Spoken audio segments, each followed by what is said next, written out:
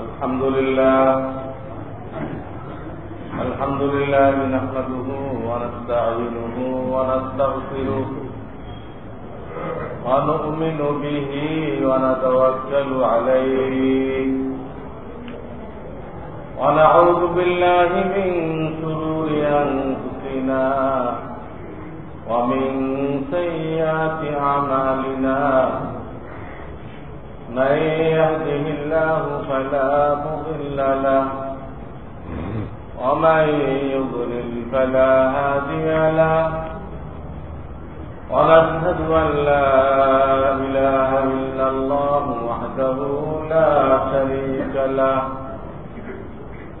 ونشهد أن سيدنا ومولانا محمدا عبده ورسوله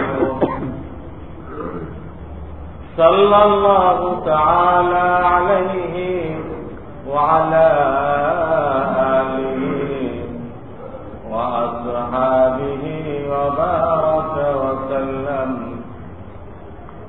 أما بعد فأعوذ بالله من الشيطان الرجيم بسم الله الرحمن الرحيم فإذا قضيت الصلاة فانتشروا في الأرض وابتغوا من فضل الله واذكروا الله كثيرا لعلكم تفلحون. وقال رسول الله صلى الله عليه وسلم طلب كسب الحلال فريضة بعد الفريضة أو كما قال رسول الله صلى الله عليه وسلم. बुजुर्गान मुहतरम, नबी करीम सल्लल्लाहु अलैहि वसल्लम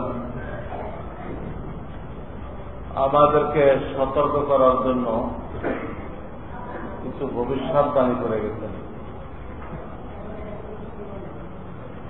তার মধ্যে একটা হাদিস এই যে আমার উম্মত আল্লাহর হুকুম আহকামের দিক দিয়ে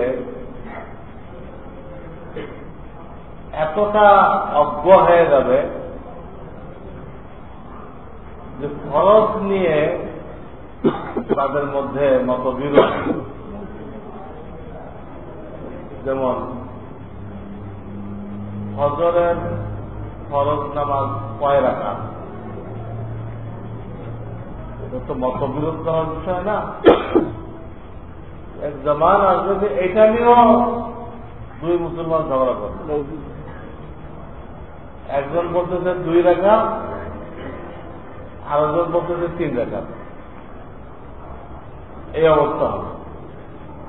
ঘটনা কি হবে? বৃহস্পতিবার দিনগত ফজরে হামিম সিজদা এটা মাঝে মধ্যে পড়া সুন্নাত। বৃহস্পতিবার দিনগত রাত্রে ফজর, যেটাকে জুমার ফজর বলা হয়, এখানে প্রথম রাকাতে আলিফ লাম মিম সিজদা, দ্বিতীয় রাকাতে সূরা জাহাজ। তো সবসময় পড়তে বলা হয় নাই, কখনো কখনো পড়ব। তো যখন সে আলিফ লাম মিম সিজদা পড়বে, তো ওইখানে ওই সূরার ভিতরে সিজদা সবাইকে নিয়ে সিজদা করে। প্রথম রাকাতে তেলাওয়াতের সিজদা। কিছু লোক এরকম মূর্খ যে তাদের বাপ মা কিছুই শেখায় নাই, এরা বুঝছে যে এটা একটা রাকাত হল, তো তাদের কাছে রাকাত 3টা হয়ে গেছে।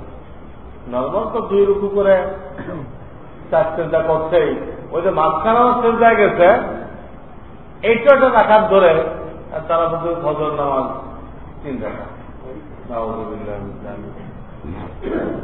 এটা আমাদেরকে অবমাননা করার জন্য আল্লাহ রাসূল বলেন না, সতর্ক করার জন্য বলেছেন। এই একটা দুরবস্থা তোমাদের উপরে না আসে, এর আগেই তোমরা সতর্ক হয়ে যাও। অর্থাৎ যে আল্লাহ তোমাকে সৃষ্টি করছেন, রিজিক দিচ্ছেন, সুস্থ রেখেছেন, সেই আল্লাহ হুকুম আহকাম জানো, জানতে হবে। কিন্তু মানুষ এটা জানে না, সে আল্লাহ হুকুম আহকাম জানে। তো এরকম দিন যাতে আমাদের উপর না আসে, এই লক্ষ্যেই আল্লাহ রাসূল সাল্লাল্লাহু আলাইহি ওয়াসাল্লাম কথা বলেছেন। তো আমি তো আপনাদের দোয়ায় বিভিন্ন এলাকায় কথা বলি, বয়ান করি। গত রাত্রে আমার বয়ান ছিল নারায়ণগঞ্জ। মাশাআল্লাহ, সব সমাজের ধনী ধনী মানুষ। তো আমি তাদেরকে কয়েকটা প্রশ্ন করলাম, আপনাদের কি বলবো? একটা প্রশ্নের জবাব তারা দিতে পারল। সে তো নিজেকে কত ভাগ্যবান মনে করতে, যে আল্লাহ আমাকে এত টাকা দিচ্ছেন, আমাকে মহব্বত না করলে এমনি দিচ্ছেন। পয়সাওয়ালারা এরকম মনে করে। পয়সা যদি আল্লাহর মহব্বতের আলামত হয়, সেটা কারণ সবচেয়ে প্রিয় হয়ে যাবে আল্লাহ তাআলা। কত টাকা ছিল তার, আল্লাহ কোরআনে খালি চাবি হিসাব দিতেন, চাবি বহন করতে বহুত লোক হিমশিম খেয়ে। সাদ্দাত কত পয়সাওয়ালা ছিল, সাদ্দাত। ফিরআউন কত পয়সাওয়ালা ছিল, নমরুদ কত পয়সাওয়ালা ছিল। এরা কি প্রিয় হয়ে যাবে? হার জমানায় পয়সাওয়ালা নিজেকে খুব ভাগ্যবান মনে করে, এত পয়সা ইচ্ছা আল্লাহ আমাদের খুশি। কিন্তু কোরআন বিভিন্ন আয়াতে বলে দেওয়া হচ্ছে এটা ভাগ্যের কোন আলামত না। ভাগ্যের আলামত হলো তুমি আল্লাহ হুকুম আহকাম জানো কিন্তু ওটা মানো কিনা। এইটা যদি হয়, পয়সা আল্লাহ ভাগ্যবান, গরিব মানুষও ভাগ্যবান। পয়সা দিয়ে ভাগ্য ঠিক করা নিষেধ করা হয়, ভাগ্যের কোন আলামত। আল্লাহ দুশ্মনদেরকে অনেক পয়সা দিয়ে রাখছেন, কাফের মুশরিকদেরকে অনেক পয়সা দিয়ে রাখছেন, এবং একাতে বলেছেন 25 পারার মধ্যে আল্লাহ যা আমি চাইলে প্রত্যেক কাফেরকে স্বর্ণের ঘর করে দিতাম, যে কাফের হবে স্বর্ণের বিল্ডিং। কিন্তু দিনাই আমার মুমিন বান্দার দিল ভেঙে দিল। আমরা এত ইবাদত করি, আমরা দুমুঠো খেতে পারি না, আর এই বেটা তোমাকে গালি দিল, অস্বীকার করলো, স্বর্ণের বিল্ডিং পেয়ে গেল। তাদের দিকে লক্ষ্য করা আমাদের দেই নাই।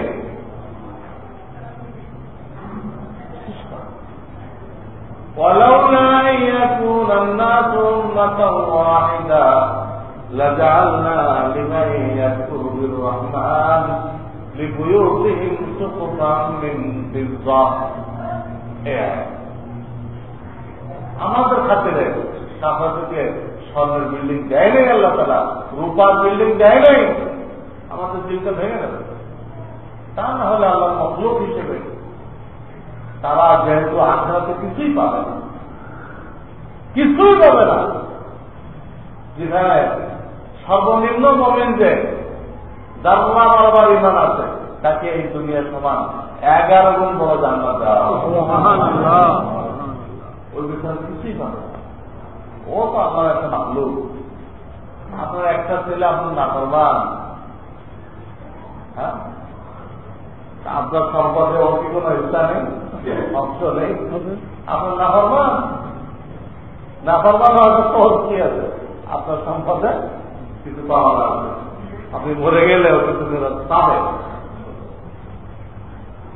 তা আপনার নাফরমান হলে আপনার থেকে সম্পদ চাইতেছে, কাফের আল্লাহর নাফরমান, আল্লাহর নিয়ামতে ওর অংশ আছে। এই জন্য আল্লাহ অন্তরকে দুনিয়া দিয়ে দিতে চাইছিলেন, কিন্তু আমাদের দুই লক্ষ্য করে অতটা দেন।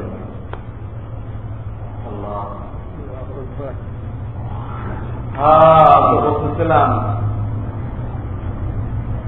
যে এই সম্পদ এটা ভাগ্যবান হওয়ার আলামত না।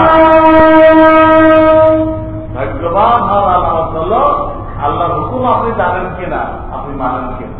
এইটা যে আপনার ভিতরে থাকে আপনি কামিয়াব।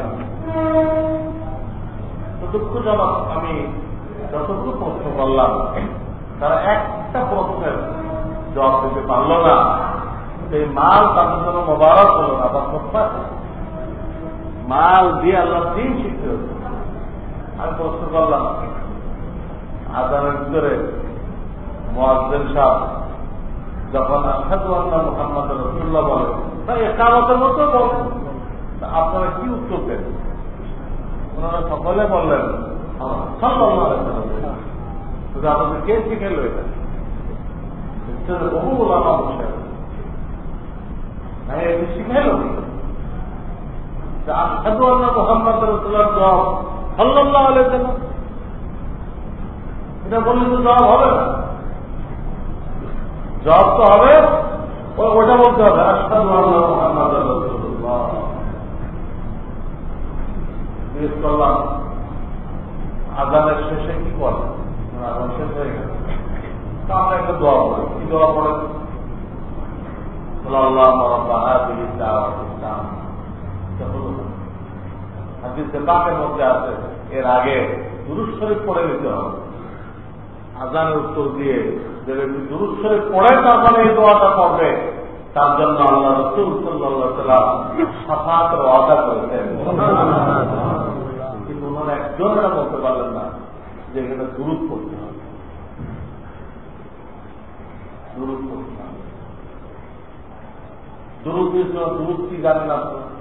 দুরূদ জানেন ওই যে ইয়া নবী সাল্লাল্লাহু আলাইহি ওয়াসাল্লাম। তাকে এবার তারা লিখতে আল্লাহ রাসূল সাল্লাল্লাহু আলাইহি ওয়াসাল্লাম এই দুরূদ শিখান না। শব্দ গ্রামারের দিকে ভুল, অর্থ ভুল। ইয়া নবীর অর্থ হল হে জনৈক নবী। ৬ লক্ষ নবীর মধ্যে কোন একজন নবীকে দুরূদ পাঠাইতে না, আপনার নজরুলকে না, কোন একজন জনৈক দুরূদ জানেন। আমি জিজ্ঞাসা করলাম উযু করার সময় কান মাথা করতে হয়, তো কোন আঙ্গুল দিয়ে শুরু করেন? ওনারা সবাই আমাকে দেখালেন আমরা সাদা আঙ্গুল দিয়ে শুরু করি।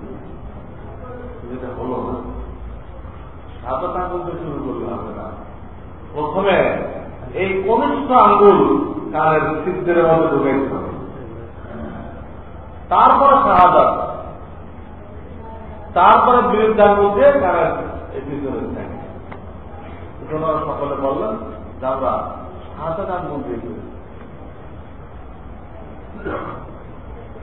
ঠিক আছে, বললাম আপনারা ডেলি 5 বার মসজিদে আসেন, সেখানে কয়টা দোয়া পড়ে ঢোকেন আর কয়টা দোয়া পড়ে বের হন? আপনারা সকলে বললেন আমরা একটা দোয়া পড়ি। ঢোকার সময় আল্লাহুম্মা তাহলিয়া দোয়া পড়ি, বেরোনোর সময় আল্লাহুম্মা ইন্নী আসআলুকা মিন ফাদলিক। এটা হলো না। যে হাদিসে এই দোয়াটা আছে, ওই হাদিসে ওই দোয়ার আগে আরো 2টা দোয়া আছে। এটা না পড়লে হলো না, খুব ছোট। ওইটা পড়ার আগে হাদিসে পাকের মধ্যে আরো 2টা দোয়া। 1 নম্বর বিসমিল্লাহি, বিসমিল্লাহি। 2 নম্বরটা দুরূদ, আসসালাতু ওয়াসসালামু আলা রাসূলিল্লাহ। বলেন আসসালাতু ওয়াসসালামু আলা রাসূলিল্লাহ। এই দুটো পড়ে ওটা পড়তে হবে আল্লাহুম্মা তাহলিয়া দোয়া। আর বেরোনোর সময় এই দুটো পড়ে তারপর আল্লাহুম্মা ইন্নী আসআলুকা মিন ফাদলিক। এটাও ঢোকার সময় কি দোয়া, বেরোনোর সময় কি দোয়া ওনারা বলতে পারলেন না। অথচ সব মসজিদে এই একটা দোয়া লিখে, ঢোকার এই দোয়া, বেরোনোর এই দোয়া। অথচ আমি যেটা বললাম একই হাদিসে কিন্তু তিনটা একসাথে, পয়লা দুটা বাদ দিয়ে সে লোকেরা শেষে তুলছে। এই জন্য আমি বয়ানে বলি, ভাই লিখলে তিনটা লেখেন, আমরা আপনি কিছুই লিখেন না, একটা লিখে কেন গোমরাহি করা দিচ্ছেন, কেন ভুল প্রচার করতেছেন? লোকেরা বুঝলে এই একটাই।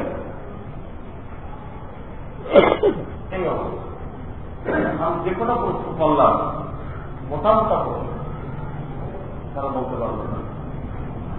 আর একটা প্রশ্ন করলাম কত রাত 9টায় আমার বয়স শুরু হয়েছে, কয়টা কথার নাম ইসলাম যা শিখতেই হবে, তার জুতো যায় কয়টা কথা? ওরা বলে আমাদের শুনবে, কোন বক্তা তো বলে না আমাদের যে এই কয়টা। আমি তাদেরকে বললাম যে 5টা কথার নাম দিন।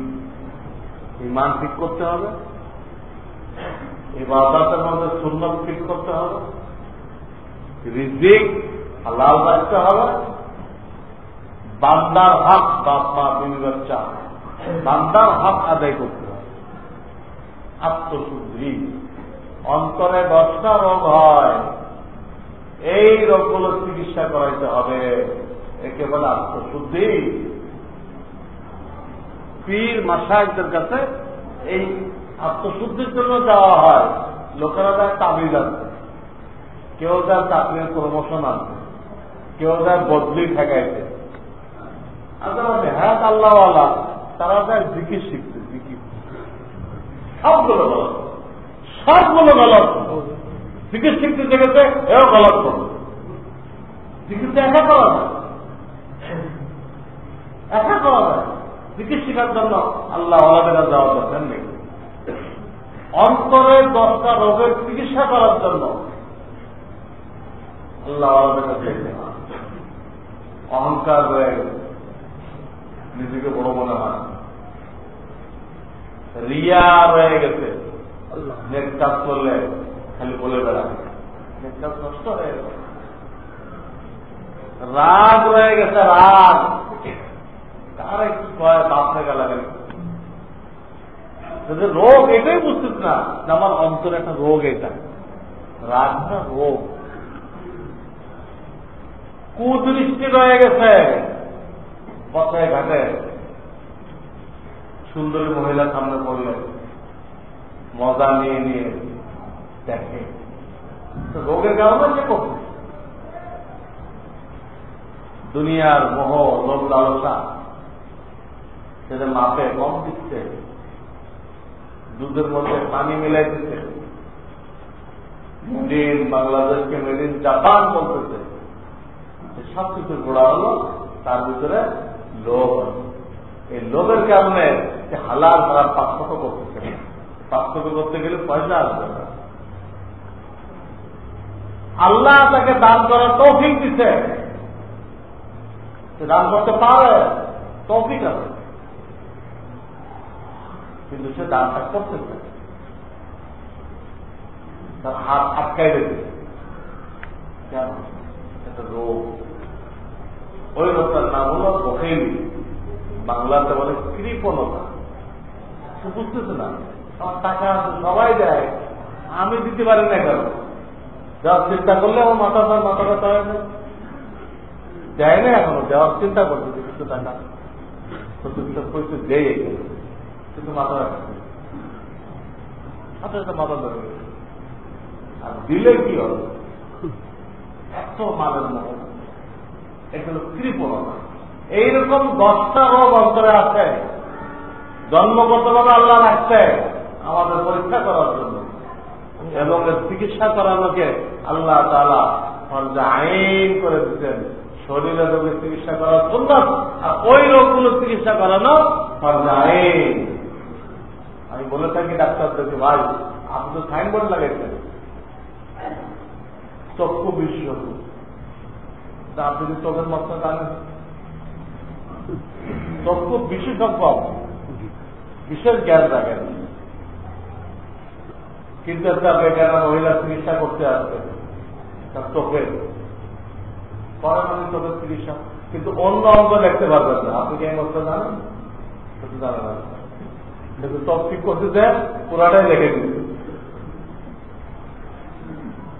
পুরোটাই দেখে নিচ্ছে। তার সন্তান সে উপভোগ করতেছে না, আলহামদুলিল্লাহ। তার সন্তান তার স্বামীর জন্য, আপনার জন্য, আপনার জন্য আমরা চাকরি পর্যন্ত দায়িত্ব রাখি, তৌফিক থাকে। এই তো তাদেরকে আমি বললাম এই 5টা কথার নাম দিন।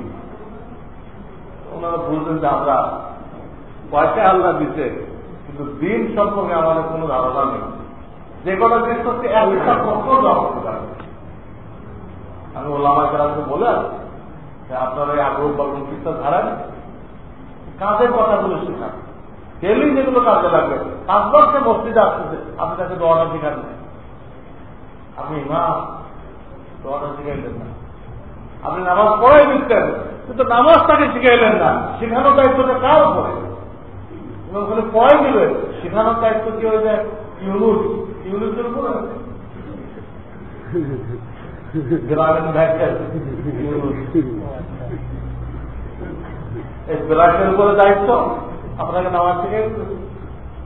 আমি সরকারকেও বলি যে আপনারা দেশের লোকরে দুনিয়ার মুসিবতটা বাঁচানোর জন্য খুব ফিকির করতেছেন। দুনিয়ার মুসিবত এই সিডার হয়ে গেল, খুব প্রচার করা যায়। এখন আর বাঘগুলো ছড়াই পড়তে সরকার খুব সতর্ক করতেছে, ভালো ভালো। কিন্তু আপনারা পরকালের মুসিবতকে বাঁচানোর উপর ফিকির কেন করতেছেন না? এটা কি আপনার দায়িত্ব না? কোরআন হাদিস লোকেরা বেনামাজি হয়ে সব জাহান্নামে যেতেছে, হারাম খেয়ে খেয়ে জাহান্নামে যেতেছে, নানান দিক দিয়ে চরিত্র ধ্বংস করতেছে সিনেমা টেলিভিশনের মাধ্যমে। এগুলোর থেকে আপনারা দেশবাসীকে বাঁচান না কেন? এই দায়িত্বটা কার উপরে? আপনার শুধু দুনিয়ার মুসিবত থেকে দেশবাসীকে বাঁচাইবেন, আর স্থায়ী মুসিবত, আরো মারাত্মক মুসিবত, এর থেকে বাঁচানোর দায়িত্ব কার? কার কাজে দিচ্ছেন আপনারা? কোরআন হাদিস তো বলে দিচ্ছেন প্রশাসনকে দায়িত্ব এটা। তারা দুনিয়াবী সমস্যাও থাকবে, আখিরাতের সমস্যাও থাকবে। প্রত্যেক হুকুমাতকে আল্লাহ দায়িত্ব দিতে। তুমি জায়গায় জায়গায় মাদ্রাসা করে দাও, জায়গায় জায়গায় মসজিদ করে দাও, লোকদের কোরআন শিক্ষা নামাজ শিক্ষার ব্যবস্থা করে দাও। কিন্তু করতেছে না। আরে বলতেছে মসজিদ সরকারের জায়গায় পড়ছে, একটু ভাঙতে হবে। আরে পুরাটাই তো সরকারের জায়গায় মারাইতে করতে হবে। আর তোমার একাম পড়ছে, এটা ভাঙতে হবে কেন? 1-2 পড়ছে, এটা ভাঙতে হবে, সরকারের জায়গায় পড়ছে। আর আল্লাহ বলছে পুরো সরকারের জায়গায় মসজিদ বানাইতে হবে, সেখানে ইমামের বেতন দিতে হবে, ইমাম লোকদেরকে দিন শিখে দেবে। কি এটা দিমাগে ঢুকছে? সরকারের জায়গায় পড়লে বাঁচতে হবে। সরকার নিজের জায়গায় নিজের পয়সা দিয়ে মসজিদ বানাইবে। এগুলো মুসলমানদের দেশের সর্বলা। হিন্দু দেশে না, মুসলমানদের দেশে মুসলমান প্রশাসনের দায়িত্ব। যদি কোনো মুসলমান দেয় ভালো, দিল না, সরকার নিজের সরকারি জায়গার ভিতরে মসজিদ নিজের খরচে বানাই দিলে, নিজের খরচে এভাবে বেতন মঞ্জুর করবে। সেটা একটু পড়ছে আর এসে ভেঙে দিচ্ছে। তোমার কি মুসলমান না? আমি বললাম ওখানে ঘটনা হয়েছে, মাদ্রাসা কিছু জায়গায় পড়ছিল, এটা ভেঙে দিচ্ছে, যৌথ বাহিনী। যাই হোক, আমি বলতেছিলাম আল্লাহ রাসূল সতর্ক করে গেছেন আমাদেরকে যে এই সময় যেন তোমাদের উপর না আসে যে ফরজ নিয়েও তোমরা মতগুলো শুরু করে দিচ্ছ। তার আগেই নিজেরা দিন শিখাও, বাচ্চাদেরকে শিখাও, এর জন্য ব্যবস্থা নাও। স্কুল কলেজে যত পড়বেন ওদের আল্লাহ তোমার শিখা যাবে না। যত শিখবেন আপনি, যত ডিগ্রি আনেন, আপনি আল্লাহ হুকুমার শিখবেন না। ওটা ইংরেজের সিলেবাস, তারা নিজেদের গোলাম বানানোর জন্য ওটা চালু করবে। এটা পরে আপনি তার তোষামতকারী, তার অনুসরণ করবেন। সে কতটাই ঝুলাইছে, অতদূর ঝুলাইতে পারলে আমার কামিয়াবি আসবে। সে টাকনো নিচে কাপড় পড়ছে, আপনিও টাকনো নিচে দিবেন। আপনার কেবলা হবে লন্ডন আমেরিকা, যেন আপনার কেবলা ছিল মক্কা বাইতুল্লাহ, সেই ইংরেজি পড়ার বদৌলতে আপনার কেবলা হয়ে যাবে লন্ডন আর আমেরিকা। এই জন্য বলছিল এটা যত আপনি পড়েন এই খরচ আদায় হবে না, পাঁচটায় বিষয়ে শিক্ষা করা খরচ, এটা আপনার আদায় হবে না। এখানে আসতে হবে। আমাদের বক্তব্য পড়ে একটা বাচ্চার যে এলে অন্তত হয়, ওখানে M.Com B.Com যত কম আছে সব পড়ে ফেললো, এই বক্তব্যের বাচ্চা সমান এলে সব কম পড়ে ফেলল। বেশি তো কোরআন হাদিস আছে, কম গুলো ইংরেজি সিলেবাস আছে পড়া। আগে মোটা মশলাও করতে হবে, মোটা মশলা চায়ের ঘুমের কয় খরচ করতে পারবে। একজনের জিজ্ঞাসা ছিল আপনার বয়স তো 60 বছর হয়ে গেছে, বহু ছেলে পেলে বাপ আপনি তো খরচ গোসলে কয়টা খরচ? গোসলে খরচ আছে না, নর্মাল গোসল না, খরচ গোসল দেবে কয়টা খরচ? 60 বছর বয়স হয়ে গেছে। আমার তো জানা আছে, দুটা খরচ জানা আছে, তার বয়সে দুটাই বলে বলো গরম পানি না খাবার।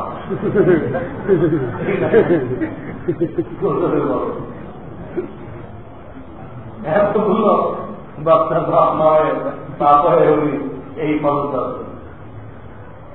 দেখেন একটু মানুষ কল্পনা করতে পারবে।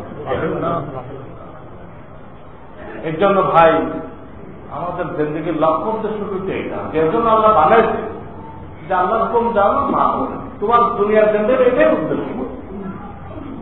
আল্লাহ হুকুম জানো, নবী করিম সাল্লাল্লাহু আলাইহি ওয়াসাল্লামের তরিকায় ওটাকে বাস্তবায়ন করো। আজকের জুমাতে আমি যে হাদিসটা শুরু করেছি, এটা কয়েক জুমা লাগতে পারে। এই হাদিসে পাকের মধ্যে নবী করিম সাল্লাল্লাহু আলাইহি ওয়াসাল্লাম বলেছেন, তালাবু কাসবিল হালালি ফরিযাতুন বাদাল ফরিযা, ফরজ ইবাদতের পরে হালাল রিজিক উপার্জন করা ফরজ। এই হল হাদিস খানার তর্জমা। ফরজ ইবাদতের পরে আপনি নামাজ বাদ দিয়ে এটা করলে হবে না। নামাজ বাদ দিয়ে খুব হালাল রিজিক অর্জন করলে জামাতের সাথে পড়তে হবে। নামাজ পড়া ফরজ, জামাতের সাথে পড়া ওয়াজিব। হাদিসটার সাথে আযান করলো আর বিনা ওজরে মসজিদে আসলো না, তার নামাজ কবুল হয় না। নামাজ কি হয় না? কবুল হয় না। অন্য মাযহাবে জামাতের সাথে নামাজ পড়া ফরজ, আমাদের হানাফি মাযহাবে জামাতের সাথে নামাজ পড়া ওয়াজিব। তাহলে আপনাকে মসজিদে এসে পড়তে হবে। হ্যাঁ, আপনি ব্যবসা বাণিজ্যের দোহাই দিয়ে ডাক্তারি করেন, ডাক্তারের দোহাই দিয়ে নামাজ পড়লেন না, জামাতে আসলেন না, এটা জায়েজ। এই জন্য আমরা শর্ত লাগাই দিতেন, ফরজ ইবাদত ঠিক রেখে, ওটাকে ঠিক রেখে হালাল রিজিক উপার্জন করা ফরজ। ফরজ বলি আমি আয়াতখানা বললাম, আয়াতের এই অর্থ। তোমরা যখন জুমার নামাজ অন্য নামাজ থেকে ফারেক হয়ে যাও, নামাজ থেকে ফারেক হয়ে যাও, নামাজ থেকে ফারেক হয়ে যাও, ফান্তাসিরু ফিল আরদ, জমিনে ছড়াই দাও, ওয়াবতাগু মিন ফাদলিল্লাহ, হালাল রিজিক অন্বেষণ করো। কোরআনের আয়াত 28 পারা, সূরা জুমা। নামাজ থেকে ফারেক হওয়ার পরে হালাল রিজিক উপার্জন করতে বলা হয়েছে। ফাইদা কুদিয়াতিস সালাত ফান্তাসিরু ফিল আরদ ওয়াবতাগু মিন ফাদলিল্লাহ ওয়াযকুরুল্লাহা কাসীরা। হালাল রিজিক যখন উপার্জন করবা, আল্লাহকে খুব বেশি বেশি স্মরণ রাখবা। আল্লাহকে স্মরণ রেখে ব্যবসা করতে বলা হয়েছে। অফিস করতে বলা হবে, তাহলে আপনি আর কোনো অন্যায় করবেন। ব্যবসায় অনেক অন্যায় হয়, যে আল্লাহকে স্মরণ রাখবে সে অন্যায় করবে। একটা ছোট বাচ্চা দেখতেছে, সে চুরি করবে, গুনাহ করবে, যে আল্লাহকে স্মরণ রাখবে সে তো বাচ্চা দেখতেছে না, স্বয়ং কে দেখতেছে? আল্লাহ সর্বরব্বুল আলামিন দেখতেছেন, সে অন্যায় করতে পারবে? এই জন্য ব্যবস্থার সাথে হালাল রিজিকের সাথে আল্লাহ শর্ত লাগিয়েছেন, আল্লাহকে বেশি বেশি স্মরণ রাখো, তাহলে তুমি কামিয়াব। তো আয়াতে এই কথা বলা হয়েছে, হাদিসে পাকের মধ্যে এই কথা বলা হয়েছে, ওখানে আছে নামাজের পরে, আর হাদিসে বলা হয়েছে ফরজ ইবাদতের পরে রিজিক অর্জন করা, এটা ফরজ। এর জন্য যে 5টা বিষয়ের নাম কমপ্লিট ইসলাম, একটু আগে বললাম না, 5টা বিষয়ের নাম কি? পরিপূর্ণ ইসলাম। ওর মধ্যে কয় নম্বর বিষয় ছিল? এটা 3 নম্বর বিষয় ছিল। এটাকে দুনিয়া মনে করলে হবে না, মুসলমানের কোন দুনিয়া নেই, মুসলমানের দুনিয়াটাও দিন, মুসলমানের দুনিয়াও কি আল্লাহ হুকুম মতো গ্রহণ করে, নবী সাল্লাল্লাহু আলাইহি ওয়াসাল্লাম তরিকা মতো গ্রহণ করে, ওটা দিন হয়ে যায়, ওটা ইবাদত হয়ে যায়, ওটা ইবাদত হয়ে যায়। আল্লাহ আপনাকে হালাল রুজির দায়িত্ব দিয়েছেন, তুমি হালাল রুজি খাও, বিবি বাচ্চাকে হালাল রুজি খাও, বাপ মা মাজুর হয়ে গেছে তাদেরকেও খাওয়াও, আল্লাহ হুকুম, একটা হুকুম, নিজেকে খাওয়াইতে বলছে। তো যদি হালাল রিজিক উপার্জন না করেন, এই হুকুমটা কিভাবে পালন করবেন? নিজেকে হালাল খাওয়াইতে হবে, পরিবারকে, বাপ মাকে সবাইকে হালাল খাওয়াইতে হবে। হালাল রিজিক যদি উপার্জন না করে কোথায় খাওয়াবে? এই জন্য হাদিসে পাকের মধ্যে আপনাকে আমাকে দায়িত্ব দেওয়া হয়েছে হালাল কোন সোর্স অবলম্বন করে। ওলামায়ে কেরাম থেকে জেনে নাও কোন কোন সোর্স হালাল, ওর হালাল যেটা বুঝো। দেখো রিজিক আল্লাহ দেয়, তোমার টেকনিক দ্বারা রিজিক আসবে না, আল্লাহ দেয়। কিন্তু আল্লাহ তাআলা সিস্টেম করতেন কোন পিওনের মাধ্যমে দিবে, আসমান থেকে কেরান দিয়ে বস্তা নামাবেন না আপনার ওখানে, কোন একটা পিওনের মাধ্যমে দিবে। কারোর জন্য পিওন হলো চাকরি, কারোর জন্য পিওন হলো দোকান, কারোর জন্য পিওন হলো কারখানা, কারোর জন্য পিওন হলো জমি। এগুলো সব পিওন, আল্লাহ পিওন। এই পিওনের মাধ্যমে আপনার কাছে পৌঁছায় দিতে হবে, আল্লাহ পৌঁছায় দিবেন। একিন কার উপর থাকবে? হ্যাঁ, কে দেয়? আল্লাহ। ওমা মিন দাব্বাতিন ফিল আরদি ইল্লা আলাল্লাহি রিজকুহা।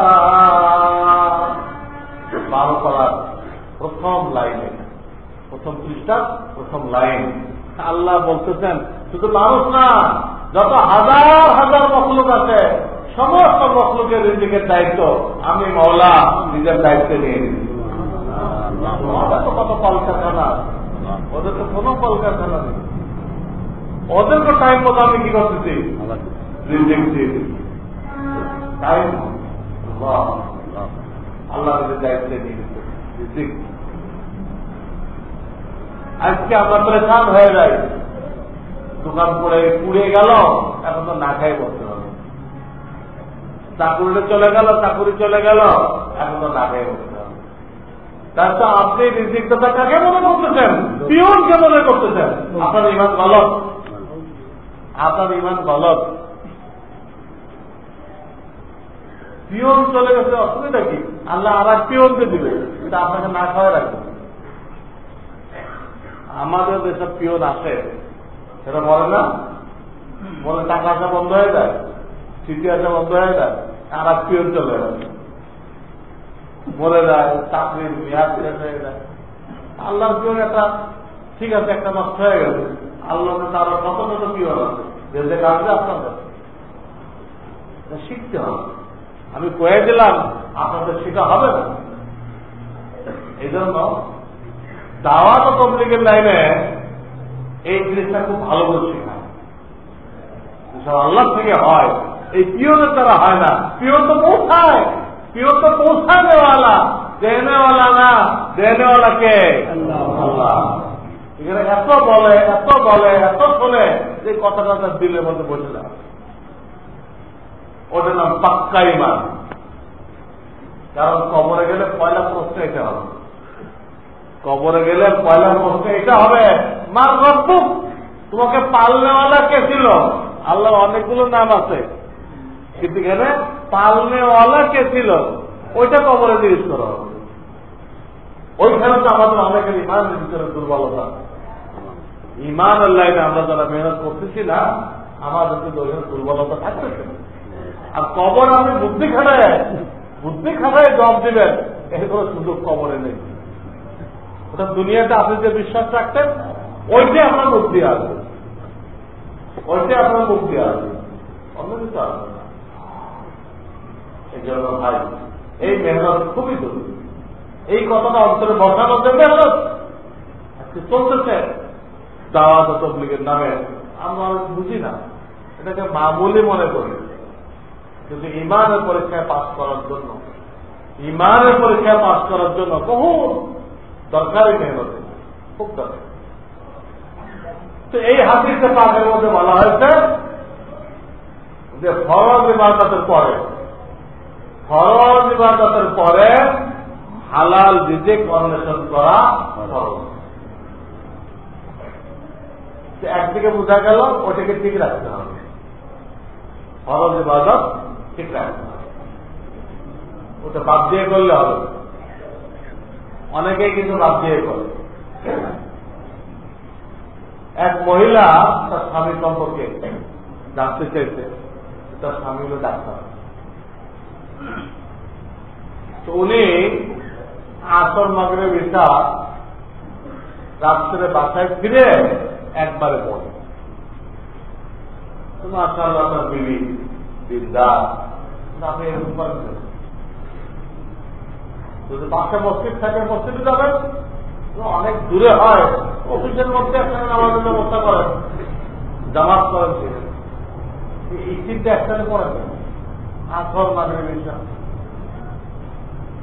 ওর দেখো তুমি বুঝবা না, আমি যেটা করি এটাকে মানব সেবা, এটা আমাদের আল্লাহ তাআলা তাকে দিচ্ছে, এটাও এটা আল্লাহর হুকুম। আমি তো ব্যক্তিগত কারণে নামাজ ছাড়ি না, আল্লাহর হুকুম পালন করার জন্য, এটা আমার এটা কোনো অসুবিধা হবে না। এই কথা বলছে তবে মহিলা জানতে চাইছে সেটা কি ঠিক আছে বলো। এই প্রশ্নের জবাব দেওয়ার জন্য ওখানে এই সব শব্দটা লাগানো হয়েছে, বাদাল ফরিজা, ফরজ ঠিক রেখে, আল্লাহর ইবাদত ঠিক রেখে এটা করতে হবে। কেউ এই কথা বলবে আমি মানব সেবার ভিতরে আছি, এটা আল্লাহর হুকুম, আমি তো ব্যক্তিগত কাজ করতেছি না, আল্লাহর হুকুম পালন করতেছি, তাহলে আমি যদি আমার 3 অক্ট একসাথে পড়ি তাহলে অসুবিধা কি? এই প্রশ্ন থাকবে না। এই জন্য তো বলা হয়েছে কোন পেশা আছে যে পেশা আল্লাহ রসুল করেন নাই, সব পেশা করতেন, সাহাবায়ে কেরাম করতেন, কি তারা কি আল্লাহর ইবাদত করে দিতেন? হ্যাঁ, আল্লাহ রসুল চাকরি করতেন। কেমন চাকরি করলেন? এক জামানায় তিনি মক্কার লোকদের বকরি চড়াইতেন মাসিক বেতনে। দেখে কি বলা হবে, বকরি চড়াইতেন পাহাড়ের ভিতরে মাসিক বেতনে, এতিম ছিলেন, এটা চাকরি ছিল। তিনি মা খাদিজাতুল কুবরার মাল নিয়ে ব্যবসা করতেন শাম দেশের জায়গায়, এটা কি ব্যবসা। মদিনা যাওয়ার পরে একজন মুজাহিদ হিসেবে, যোদ্ধা হিসেবে তিনিও গনিমতের মাল চাইছেন। জুরুফ নামক জায়গায় উনি যে জমিন পাইছিলেন, এই জমিনের মধ্যে তিনি চাষাবাদ করতেন, নিজে হাতে খেজুরের গাছ লাগাইছেন, আর অন্যান্য গাছ লাগাইছেন। তিনি কি বলা হবে, কি বলা হবে, তিনি সাহাবায়ে কেরামকে চিকিৎসা দিয়েছেন। হাদিসের প্রত্যেকটা কিতাবের চিকিৎসা অধ্যায় আছে। আল্লাহ রসুলের চিকিৎসা দিচ্ছেন, ওর বয়ানের ধ্যান আছে। আমাদের মতো সাইড এফেক্ট ওনার চিকিৎসা না, ওনার চিকিৎসায় কোন উল্টা সাইড ছিল হাতে বলে দেখেন কিতাব উক্তি, সে তো ওনার চিকিৎসা ছিল কোনটা কালি জিরা দিয়ে, কোনটা মধু দিয়ে, এই ধরনের জিনিস দ্বারা ওনার চিকিৎসা, ওনার চিকিৎসা হাতের মধ্যে বিরাট অবস্থা, বিরাট অবস্থা। তো সব পেশাদারি করতে আমি জীবনে, কিন্তু এইগুলো করতে দেয় কিন্তু এক অর্থ নামাজ কি করেন করেন। তো উনি তো চিকিৎসা দিলেন, কিন্তু এই কথাটা বললেন না, মানব সেবায় আসি, তবে এখন আসরের নামাজটা একটু পরে করেন। আর তাকে আল্লাহ তাআলা নমুনা হিসেবে খাড়া করতেন কোরআনে কারীমে। আমার রাসূল নমুনা, লাকাদ কানা লাকুম ফি রাসূলিল্লাহি উসওয়াতুন হাসানাহ, লাকাদ কানা লাকুম ফি রাসূলিল্লাহি উসওয়াতুন হাসানাহ। আমার রাসূলকে তোমাদের জন্য উত্তম আদর্শ করে পাঠিয়ে দিলাম। কাজেই আপনি ফরজের ভিতরে ত্রুটি করবেন, নামাজ পড়লেন না, জামাতে আসলেন না, কামিয়াব হতে পারবেন। ওর তো জিন্দেগির 1 নম্বরে রাখা হয় ওটাকে, ব্যবসাকে তো 2 নম্বরে ব্যবহার দিতে, ইবাদত 1 নম্বর, 2 নম্বর উদ্দেশ্য ওই হাদিসের মধ্যে। কাজেই ইবাদত ঠিক রেখে, হালাল হারাম ঠিক রেখে নামতে হবে। ইবাদত ঠিক রেখে, তারপরে তলব করতে, তলব মানে অন্বেষণ করা, অন্বেষণ করতে বলা হয়, অন্বেষণ করতে হবে। আপনি অন্বেষণ করলেন না, মসজিদের কোনায় বসে গেলেন, জঙ্গলে চলে গেলেন, আল্লাহ আল্লাহ করলেন, আপনাকে আল্লাহ কর, কিন্তু এটা শরীয়তের বিধান না, এতে আপনার তেমন কোন ফজিলাত হবে। ফজিলাত যে অন্বেষণ করেন, আপনি যাওয়া মালিক আল্লাহ, আত্মারাম করেন। আপনি মসজিদে কোনায় বসে গেলেন, জঙ্গলে বসে গেলেন, একে বলা হয় আরবিতে রহবানিয়াত, আরবিতে বলা হয় রহবানিয়াত। রহবানিয়াতান ইবতাদাউহা মা কাতাবনাহা আলাইহিম। কোরআন এটা খ্রিস্টানরা আবিষ্কার করছে, পাহাড়ের জঙ্গলে বসে যাওয়া, আল্লাহ রাসূলকে জিজ্ঞেস করার জন্য, হুজুর আমরা করবো কিনা, এতে বেশি ইবাদত করা যায়। 2 বাচ্চা নিয়ে অনেক ঝামেলা, তাদের খাওয়ান দাও, সকালে যাওয়া, এই করো সেই করো, আল্লাহর ইবাদত করা যায় না। তারা যুক্তিও দিল, কিন্তু আল্লাহ রাসূল কোন যুক্তি মানলেন না। এটা আল্লাহ শরীয়ত, বিবাহ করো, তাদের হালাল শিখে পরিষ্কার করে দিলেন, লা রহবানিয়াতা ফিল ইসলাম।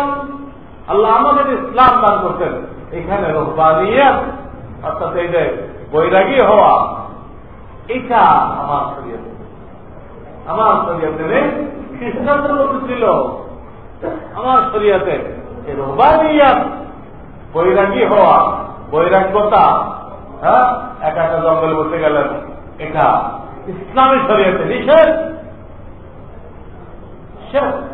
আল্লাহ ভেবে আপনাকে তালাশ করতে হবে, যাতে ওই যে আশা হুকুম, নিজেকে হালাল রিজিক খাওয়াও, নিজেকে নিজের বডিটাকে ইবাদত করো, আল্লাহ তো মেশিন, মালিকানা আল্লাহ, আপনাকে আমাকে হেফাজত করতে বলে, হেফাজত করতে বলেছেন।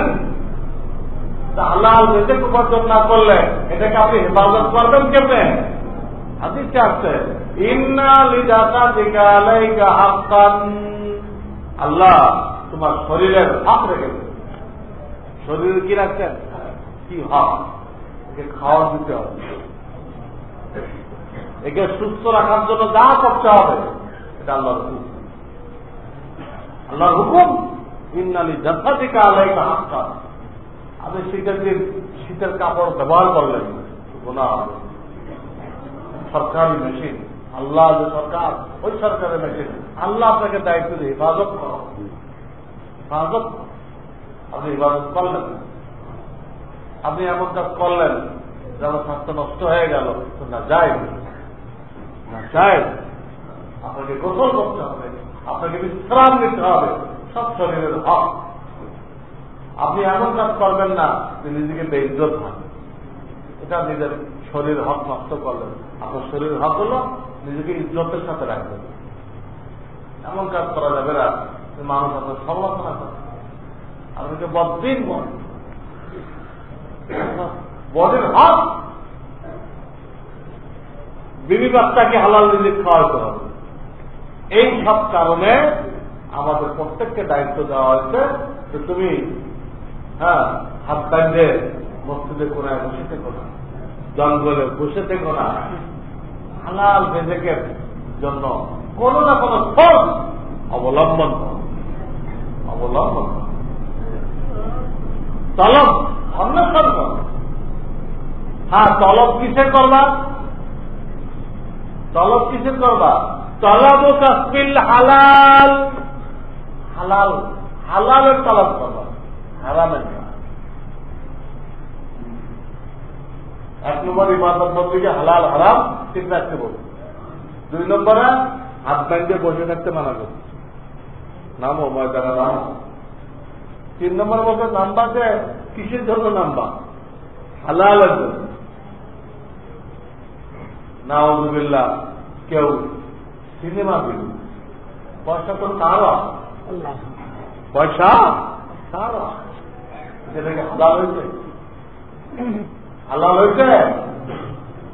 কেউ মদের দোকান দিল, পয়সা তো তারা। কেউ ভিডিও গেমসের দোকান দিল, পয়সা তো হারাম, হারাম। কেউ সুদি ব্যাংকে, সুদি ইন্স্যুরেন্সের চাকরি নিল, হারাম রিজিক। রিজিক তো তাও আসছে, কিন্তু হারাম। তার ব্যাপারে শরীয়তের বিধান হালাল খুঁজো, এইভাবে খুঁজো। যার চাকরি নেই সে কিভাবে খুঁজতেছে, এইভাবে হালাল খুঁজো। তার আজ পর্যন্ত অপারগ অবস্থায় এটা খাইতে থাকবে। আর অপারক যে না খাই মরতেছে, তো মরা নামাও খাওয়া যায় থাকবে। ওই সুদি ব্যাংকে যে চাকরি করে, বিমা ইন্স্যুরেন্সে চাকরি করে, ও তো ওইভাবে দায়িত্ব রয়েছে। যার খাওয়ার নেই, না খাই মরতেছে, তো মরা খাইতে পারো। তুমি হারামটা খাও, খাই ইমানটা রক্ষা করো, ওই হারামের দ্বারা ইমান রক্ষা করো। আর হালাল খুঁজতে থাকো। কেমন খুঁজবা? ঢিলা বেলা না। যার বিলকুল চাকরি নেই সে কিভাবে খুঁজে, এরকম খুঁজো। যে পাইবা ওটা ছেড়ে দাও, ছেড়ে দাও, যেখানে চলে আস। এইসব চুক্তি খাটবে না। সরকার চালু করছে, আমরা এই দেশে থাকি, আমরা কি করবো? সরকার হারাম চালু করলে আপনি যে হারাম করতে গেলেন কেন? আর কোন খরচ ছিল না আপনার সামনে দুনিয়াতে? সরকার করে দিল, হয়ে গেল। কেউ আপনাকে বললো অমুকের বেলা আগুন দিয়ে দাও, আপনি দিয়ে দিলেন। ধরা পড়ে কিল খাইতেছে, তা দিলা কেন? আমার মাত্র আমি তো দিলাই, আমার একজন কইছে আপনাকে ধরে দাও। যত তোমাকে বলো, তোমার মাথায় কোনো ঘিলু নেই, ঘিলু নেই। আমার এক বন্ধু মানুষের হারাম মুরগি মারছে, জেতা মুরগি বস্তার মধ্যে ভরে এটা দাবল করছে, জবাই টবাই নেই। ওনার তাই কোনো মহামারী দেখা যায় নাই, আশেপাশে কোনটা দেখা দিচ্ছে, আর তার 1 মাইলের মধ্যে উনিও পড়ে। তুমি সারা দিন দাঁড়া জবাই করে। তো তারা বলছে যে ও বলছে জবাই করেন, আপনি জিন্দা দিলে এই জানোয়ার গুলো কষ্ট পাবে, আপনাদের গুনাহ হবে। তারা কইছে গুনাহ হলে আমাদের হবে না, আমাদের উদ্যোতন কর্মকর্তা আছে তাদের হবে।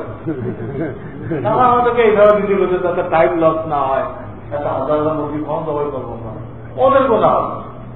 আমাদের শোনাইছে এই যুক্তি আল্লাহ থাকবে।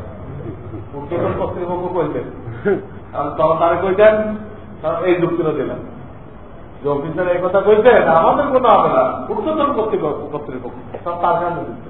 আচ্ছা, উদ্বোধন কর্তৃপক্ষ দোয়াই দিলেন, ওই অফিসারে বলতেন যে আপনার বাড়িতে একজন আগুন দিচ্ছে,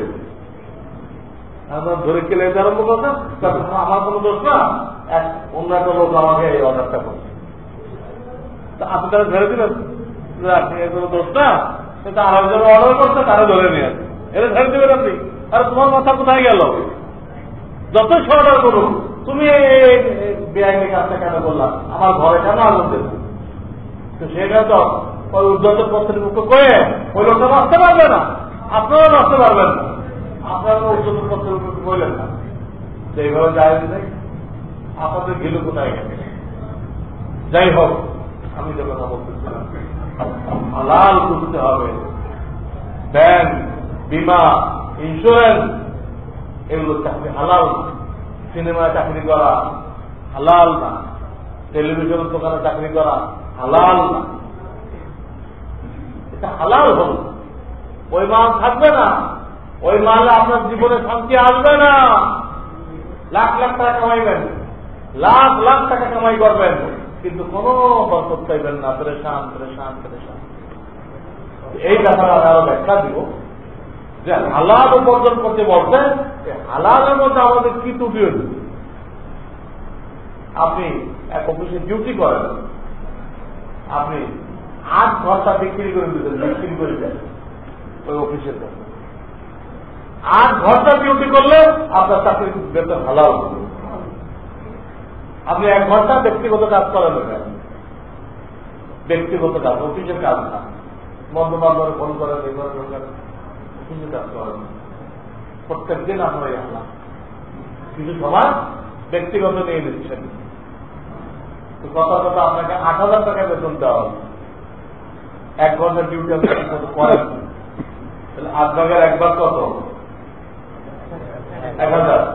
1000 টাকা আপনার জন্য হালাল হবে, হালাল হবে। হারাম হবে, ওই হারাম টাকা যখন হালালের সাথে মিলবে, হালালটাও ধ্বংস করবে।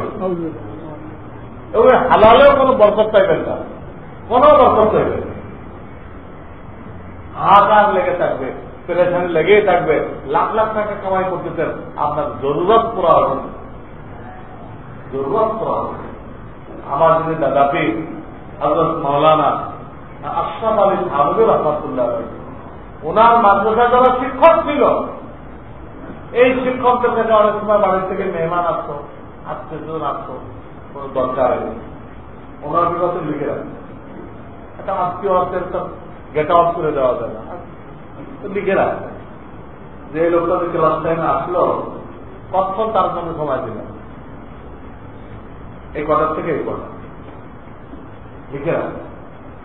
মাস শেষে ওই পুরোটাকে একসাথে যোগ দিতেন, দিয়ে যদি দেখতেন যে 6টা ক্লাস করতে হয় মাদ্রাসা, 6 ঘন্টার মতো আমি তাদেরকে সময় দিচ্ছি, বিভিন্ন আত্মীয় আসতো, 6 ঘন্টা হয়ে গেছে।